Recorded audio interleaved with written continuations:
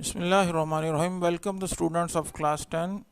Today we are dealing with chemistry class 10 unit number 9 chemical equilibrium, and our topic is 9.2 law of mass action. Let's start it, students. Recap first of all the previous lesson. Reactants, किसी chemical reaction के start में जो substances हमारे पास होते हैं उनको reactants कहते हैं। उन रिएक्टेंट्स के रिएक्ट करने के बाद जो सब्सटेंसेस बनते हैं उनको हम प्रोडक्ट्स कहते हैं। फॉरवर्ड रिएक्शन, रिएक्टेंट्स के रिएक्ट करने से जो केमिकल रिएक्शन होता है उसको हम फॉरवर्ड रिएक्शन कहते हैं। और जब प्रोडक्ट्स जो हैं वो दोबारा रिएक्ट करती हैं और वो रिएक्टेंट्स बना देती हैं तो उसको हम रिवर्स रिएक्शन कहते हैं। अब ये दोनों रिएक्शन, जो फॉरवर्ड रिएक्शन और रिवर्स रिएक्शन, इन जो दोनों रिएक्शन हो रहे हों किसी भी केमिकल रिएक्शन के अंदर, तो ऐसे केमिकल रिएक्शन को रिवर्सिबल रिएक्शन कहते हैं, जिसमें फॉरवर्ड रिएक्शन भी हो रहा होता है, यानी रिएक्टेंट्स प्रोडक्ट में चेंज हो रहे होते हैं और प्रोडक्ट्स जो है वो रिएक्टेंट्स में चेंज हो रही होती हैं। तो ऐसे रिएक्शन को हम रिवर्सिबल रिएक्शन कहते हैं।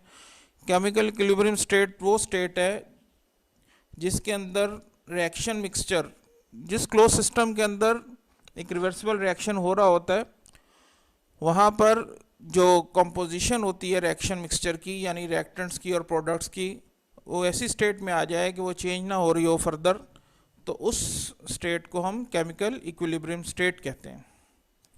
उसके बाद डायनामिक इक्विलिब्रियम था। डायनामिक इक्विलिब्रियम में एक्चुअली फोकस इस बात पे होता है कि रिएक्शन जो है वो अभी रुका नहीं है, इट इज़ गोइंग ऑन, और जिस तरह के फॉरवर्ड रिएक्शन हो रहा है, यानी जितने रिएक्टेंट्स प्रोडक्ट में चेंज हो रहे हैं उतने ही प्रोडक्ट्स जो है रिएक्टेंट में चेंज हो रहे हैं, यानी फॉरवर्ड और बैकवर्ड रिएक्शन हो रहे हैं साइमल्टेनियसली, और उनकी जो रेट है वो भी बराबर है लेकिन ऑपोजिट डायरेक्शन है। तो ऐसे इक्विलिब्रियम को हम डायनामिक इक्विलिब्रियम कहते हैं।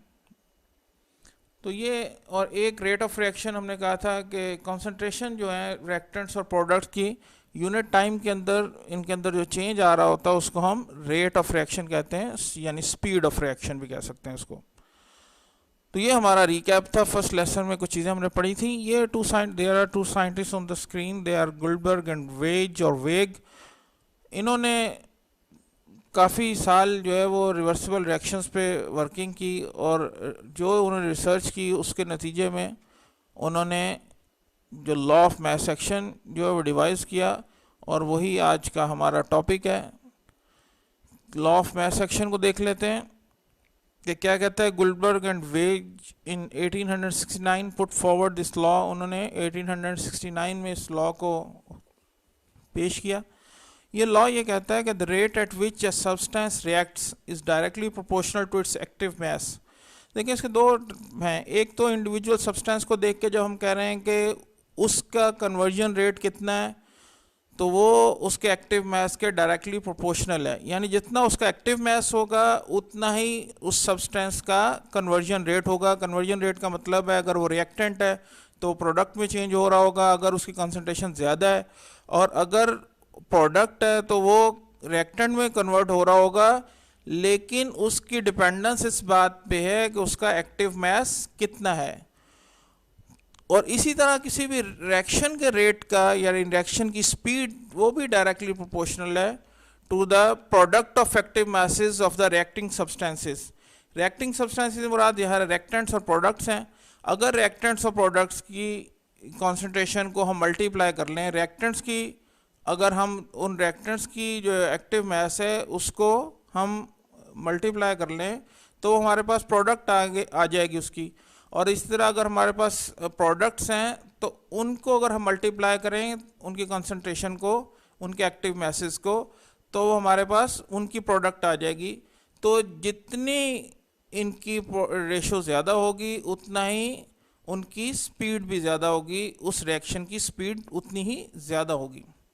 तो ये लॉ ऑफ मास एक्शन कहता है। अब फिर एक्टिव मास क्या है। एक्टिव मास को हम मोलर कंसंट्रेशन समझ लें कि ये मोलर कंसंट्रेशन है, जिनके यूनिट जो है वो मोल पर डेसीमीटर क्यूब है, और उसको हम स्क्वेयर्ड ब्रैकेट में हम रिप्रेजेंट करते हैं। और डेसीमीटर क्यूब जो ज़ाहिर है वॉल्यूम है, यूनिट का यूनिट है वॉल्यूम का, और वॉल्यूम जो है ये डेसीमीटर क्यूब किसके इक्वल होता है, 1000 ml के, जो कि 1 लीटर के इक्वल है। तो ये लॉ ऑफ मास सेक्शन है। अभी इसी लॉ की आगे हम एलेबोरेट करेंगे उसको, और उसकी थोड़ी सी एग्जांपल्स आपके पास आ रही हैं। और दूसरा एक जो रेट ऑफ रिएक्शन अभी हमने बात की थी, change in concentration of reactants and products per unit time is called rate of. अब हम एक रिवर्सिबल रिएक्शन को देखते हैं जो आपके सामने स्क्रीन पर नज़र आ रहा है कि दो रिएक्टेंट्स हैं ए और बी, और वो कन्वर्ट हो जाएंगे सी और डी के अंदर एक रिवर्सिबल रिएक्शन में। ये जो पूरी लॉ ऑफ मास सेक्शन है ये पूरा रिवर्सिबल रिएक्शन से डील करता है, बल्कि ये पूरा चैप्टर ही के अंदर हम रिवर्सिबल रिएक्शन से इन जनरल डील कर रहे हैं। तो यहाँ ए और बी जो है आपको रिवर्सिबल रिएक्शन का साइन भी नज़र आ रहा है कि ए और बी रिएक्टेंट्स हैं जो कन्वर्ट हो रहे हैं सी और डी के अंदर, और फिर सी और डी भी जाहिर है कि दोबारा कन्वर्ट हो रहे हैं ए और बी के अंदर, और इक्विलिब्रियम जो है वो अटेन हो गया है। तो अब इसको हम देखते हैं। इसके अंदर हम सबसे पहले तो ये देखेंगे रिएक्टेंट्स कौन है हमारे, जाहिर है ए और बी हमारे रिएक्टेंट्स हैं और सी और डी हमारी प्रोडक्ट्स हैं। इसके बाद हमें एक्टिव मास को देखना है, मोलर कॉन्सेंट्रेशन को देखना है, और मोलर कॉन्सेंट्रेशन ऑफ रिएक्टेंट्स जो है वो ए और बी को स्क्वायर ब्रैकेट के अंदर हमने लिया है। इसी तरह अगर हम मोलर कॉन्सेंट्रेशन ऑफ प्रोडक्ट्स को देखें तो वो सी और डी के अंदर को हमने लिया है स्क्वायर ब्रैकेट के अंदर। और इसके बाद जो रेट ऑफ फॉरवर्ड रिएक्शन जो हमने अभी लॉ के अंदर जो पढ़ा है कि रेट ऑफ फॉरवर्ड रिएक्शन जो है इनके एक्टिव मैसेज की प्रोडक्ट के डायरेक्टली प्रोपोर्शनल है। तो ये मतलब है डायरेक्टली प्रोपोर्शनल का, ये हमने रेट ऑफ फॉरवर्ड रिएक्शन ये डायरेक्टली प्रोपोर्शनल का साइन, और ए और बी की प्रोडक्ट यानी रिएक्टेंट्स की जो प्रोडक्ट है, rate of forward direction is directly proportional to the product of the active masses of reactants यहाँ पे। तो ये आपके सामने आ गया। अब जाहिर है कि जब हम प्रोपोर्शनल हम इक्वलिटी में चेंज करते हैं तो हमें कोई कांस्टेंट चाहिए होता है, और यहाँ पर वो कांस्टेंट हम यूज़ कर रहे हैं के एफ का। Rate constant of the forward reaction है ये आपके सामने जो के एफ है। अब इससे आगे हम जब जाते हैं, अब इसी तरह हम एक ये फॉरवर्ड रिएक्शन है तो रेट ऑफ रिवर्स रिएक्शन भी इसी तरह हमारा जो है वो डायरेक्टली प्रोपोर्शनल है सी और डी की प्रोडक्ट के। तो सी और डी की प्रोडक्ट हमने ले ली, जो कि प्रोडक्ट्स हैं हमारी, इनके एक्टिव मैसेज को मल्टीप्लाई किया, इनकी प्रोडक्ट आ गई, इसके डायरेक्टली प्रोपोर्शनल है रेट ऑफ रिवर्स रिएक्शन। अब यहाँ भी वही होगा कि डायरेक्टली प्रोपोर्शनल है तो प्रोपोर्शनलिटी को हम हटाएंगे तो हमारे पास साइन को हटाने के बाद इक्वलिटी आएगी। तो इक्वलिटी के लिए फिर हमें एक कांस्टेंट चाहिए, और वो हमारे पास के आर है जो कि रेट कांस्टेंट है फॉर द रिवर्स रिएक्शन। अब हमें ये पता है कि रेट ऑफ फॉरवर्ड रिएक्शन जो है वो रेट ऑफ रिवर्स रिएक्शन के rate of forward reaction is equal to rate of reverse reaction at the equilibrium. जब हम इक्विलिब्रियम पर पहुंच जाते हैं तो हमारा rate of forward reaction is equal to rate of reverse reaction. अब ये हमारे सामने, अब इनकी वैल्यूज़ को हम इस इक्वेशन में रखेंगे। रेट ऑफ फॉरवर्ड रिएक्शन की हमारे पास के F into A into B, ये हमारे सामने फॉरवर्ड रिएक्शन का रेट है, और हमारे सामने रिवर्स रिएक्शन का K R into C into D.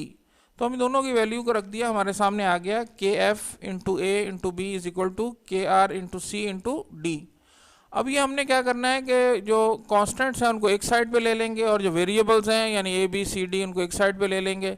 तो हमारे सामने जो आएगी इक्वेशन वो आएगी K F by K R is equal to C into D by A into B. तो अब के एफ और के आर की को रिप्लेस करेंगे हम इक्विलिब्रियम कांस्टेंट के सी के साथ। तो के सी जो है वो इक्वल है के एफ बाय के आर के इक्वल है। अब यहाँ पर हम अब के सी की वैल्यू क्या आ गई, के एफ और के आर की जगह पे ज़ाहिर है हम के सी को रख देंगे। तो K C is equal to C into D by A into B. तो ये हमारा इक्विलिब्रियम कांस्टेंट डेराइव हो गया एक रिवर्सिबल रिएक्शन के अंदर। तो ये हमने एक स्टेप यहाँ पे किया, और इसी तरह अब हम एक आगे देखेंगे इसको एक जनरल रिएक्शन के लिए, जहाँ पर क्योंकि यहाँ पे हमारे सामने मोलर कॉन्सेंट्रेशन जो मोल्स थे वो हमारे सामने 1 मोल था सब। अब हम देखते हैं कि ज़ाहिर है कि किसी भी बैलेंस्ड केमिकल इक्वेशन में मोल्स बाज़ औक़ात कम और ज़्यादा होते हैं, तो उस सूरत में फिर इसकी जनरल रिएक्शन के लिए इसकी डेरिवेशन कैसे होगी। तो लॉ ऑफ मास सेक्शन जो है ये कहता है कि अभी हम the rate of a chemical reaction is directly proportional to the product of the molar concentration of reactants raised to the power equal to their number of moles in the balanced chemical equation of the reaction.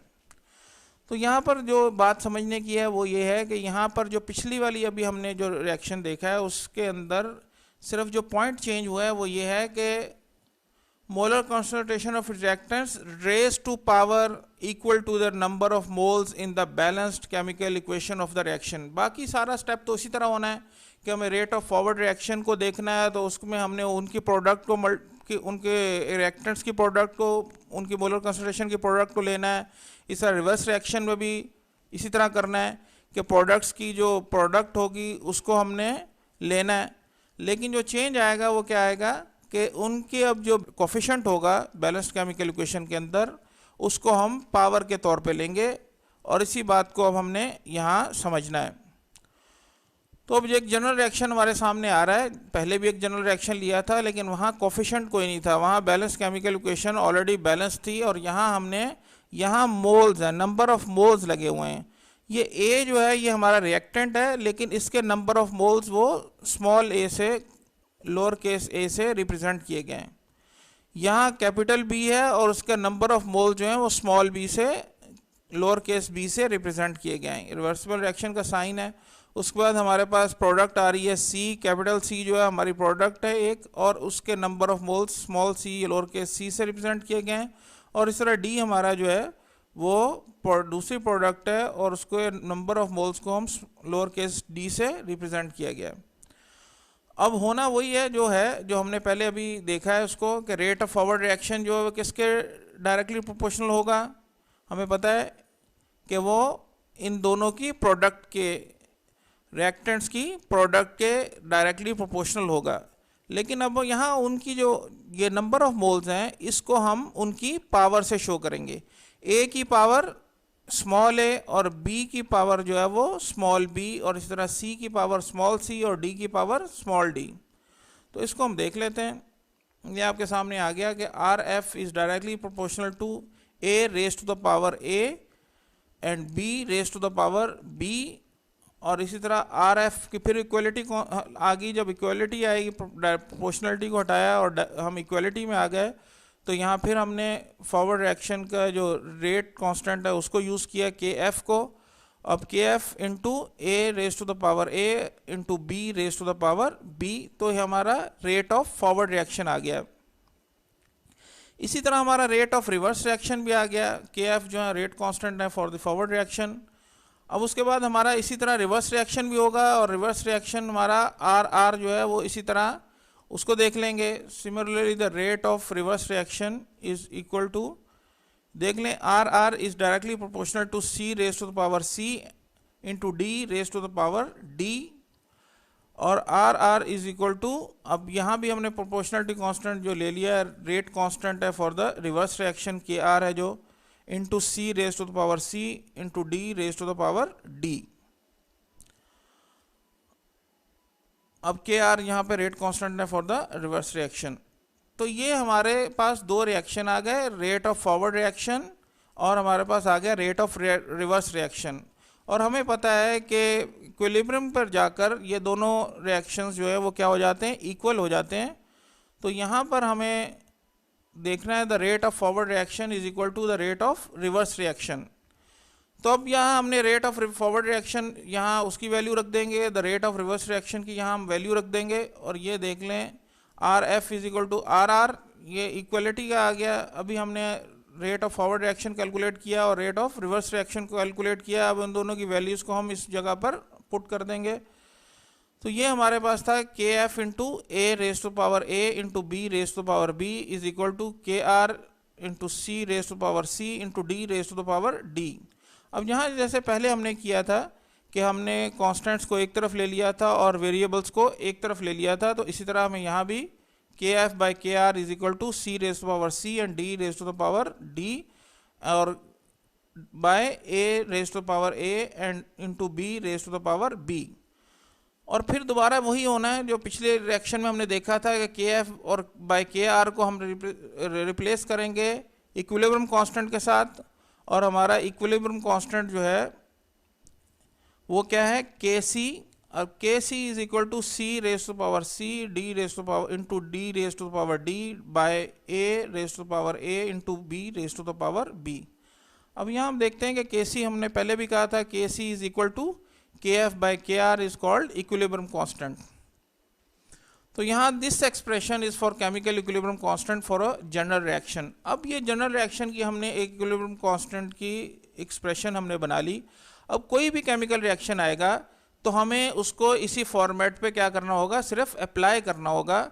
हम के सी की value को find out करेंगे तो हमें product को as a numerator लेना होगा, उनके अगर कोई मोल्स होंगे तो वो पावर के तौर पर आ जाएंगे, और इसी तरह उनके रिएक्टेंट्स जो हैं वो हम डिनोमिनेटर के तौर पर लेंगे। अगर उसके कोई नंबर ऑफ मोल्स होंगे बैलेंस्ड केमिकल इक्वेशन में तो हम उसको पावर के तौर पर ले लेंगे। तो इसी तरह इस अब लॉ रूल को हमने अप्लाई करना है आगे इक्वेशंस के अंदर, डिफरेंट बैलेंस्ड केमिकल इक्वेशन और डिफरेंट रिएक्शंस के तौर पे।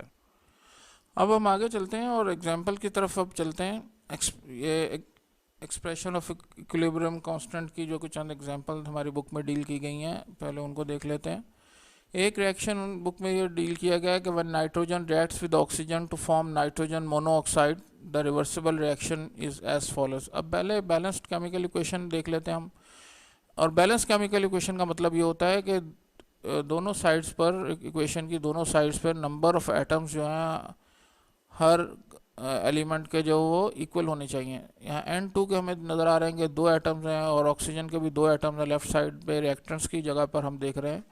और इसी तरह प्रोडक्ट की जगह पर जब हम देखते हैं कि नाइट्रोजन मोनोऑक्साइड में एक नाइट्रोजन और एक ऑक्सीजन है तो उसको बैलेंस करने के लिए हम 2 जो है, यानी इसका मतलब ये होगा कि 1 mole of nitrogen gas and 1 mole of oxygen gas it make 2 moles of nitrogen monoxide. तो ये बैलेंस केमिकल इक्वेशन हो गई। लेफ्ट साइड पे 2 नाइट्रोजन एटम है और 2 ऑक्सीजन एटम, और राइट साइड पे भी 2 नाइट्रोजन एटम और 2 ऑक्सीजन एटम हो गए। तो ये बैलेंस केमिकल इक्वेशन हो गई। तो इस तरह ये रिवर्सिबल रिएक्शन जो है वो बैलेंस केमिकल इक्वेशन ही पे लोएस्ट टर्म के अंदर होना चाहिए, ठीक है, तभी ये एप्लीकेबल होती है। अब इसमें हमें नज़र आ रहा है कि हमारे रिएक्टेंट्स नाइट्रोजन और ऑक्सीजन और प्रोडक्ट जो है नाइट्रोजन मोनोऑक्साइड है। तो अब इसका हम केमिकल रिएक्शन जो हम इक्विलिब्रियम कांस्टेंट जो हम बनाएंगे एक्सप्रेशन, वो हम देख सकते हैं कि क्या बनाएंगे हम। तो पहले तो K C is equal to हम देखेंगे कि NO raise to the power 2। हमने कहा था कि इनकी प्रोडक्ट सारे एक ही प्रोडक्ट है, नाइट्रोजन मोनोऑक्साइड, स्क्वायर ब्रैकेट में लेंगे और उसकी पावर 2 कंसिडर करेंगे और इसको न्यूमरेटर की जगह पे रखेंगे और जो रिएक्टेंट्स हैं उसको हम डिनोमिनेटर की जगह पे रखेंगे। तो the rate of forward reaction RF is equal to KF into N2 into O2 और the rate of reverse reaction RR is equal to KR into NO raise to power 2। अब इक्विलिब्रियम कांस्टेंट एक्सप्रेशन इस reaction के लिए भी हमने discuss कर लिया कि KC is equal to NO raise to the power 2 by N2 into O2 जो कि हमारे रिएक्टेंट्स हैं। तो ये हमारा एक बैलेंस केमिकल इक्वेशन है। हमने सिंपली क्या किया है, इनकी वैल्यूज़ को जो हमने अभी जनरल रिएक्शन इक्विलिब्रियम कांस्टेंट का एक जनरल एक्सप्रेशन हमने फाइंड आउट किया था, उसको लेते हुए हमने वैल्यूज़ को उसकी जगह पर पुट कर दिया। अब एक और रिएक्शन हमारी एग्जांपल डील हुई है for the reaction of nitrogen with hydrogen to form ammonia the balanced chemical equation is. तो बैलेंस केमिकल इक्वेशन में हमें समझ में आ रहा है कि नाइट्रोजन का 1 मोल है और 3 मोल ऑफ हाइड्रोजन गैस हैं, दोनों गैसेज हैं, और ये अमोनिया बना रहे हैं, 2 मोल्स ऑफ अमोनिया बना रहे हैं, वो भी गैसियस स्टेट में। तो ये हमारे सामने बैलेंस्ड केमिकल इक्वेशन है। तो इससे हमें ये पता चल रहा है कि हमारा रेट ऑफ फॉरवर्ड रिएक्शन क्या होगा, ठीक है जी, वो देख लें हम। For this reaction the rate of forward reaction is RF, rate of forward reaction is equal to KF into N2 into H2 raise to power 3। ज़रा 3 मोल हैं तो वो यहाँ हमारे पावर की जगह पर चले गए।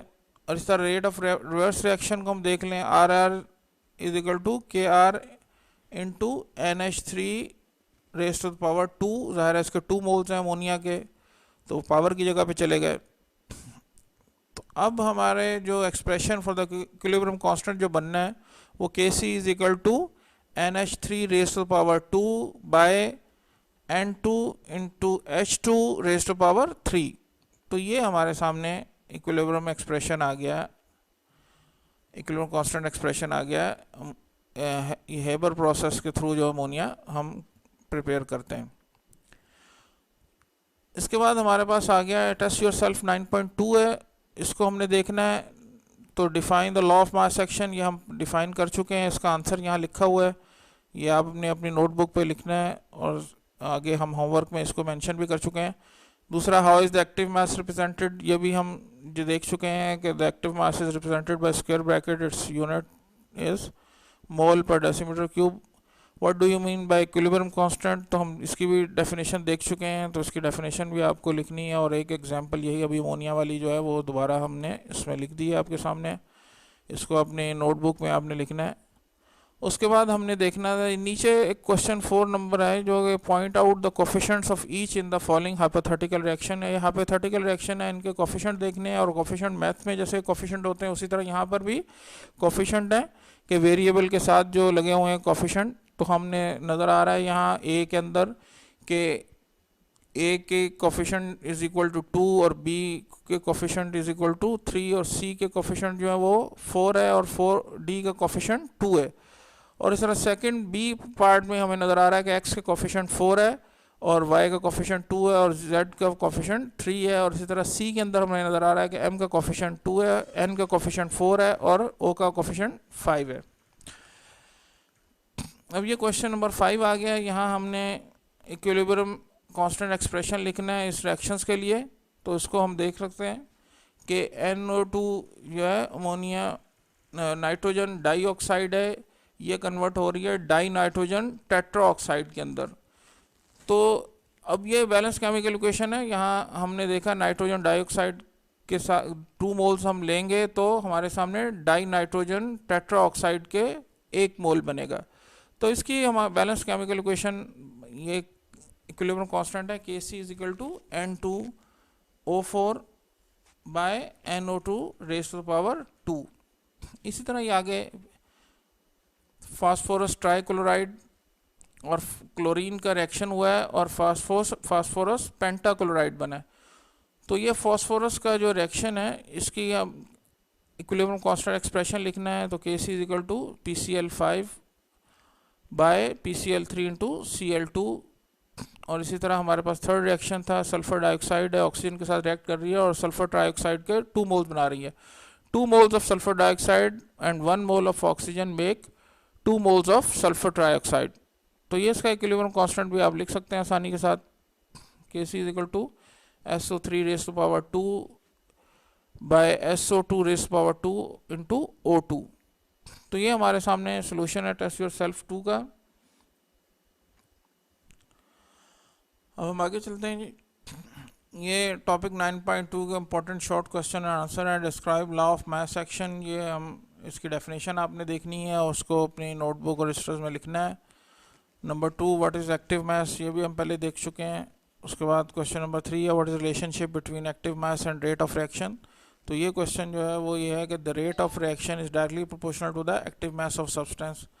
अब आगे उस पूरी आपने इसको थोड़ी सी डिटेल इसकी लिखी गई है कि एक रिवर्सिबल रिएक्शन के अंदर ये rate of forward reaction is directly proportional to the product of reactants और rate of reverse reaction is directly proportional to the product of products.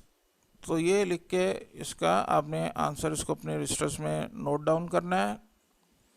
उसके बाद आपका होम टास्क दिया गया है कि solve test yourself 9.2 in your register. और उसके बाद क्वेश्चन सेकंड होम टास्क है, write question and answer of the previous slide in your register and also learn them.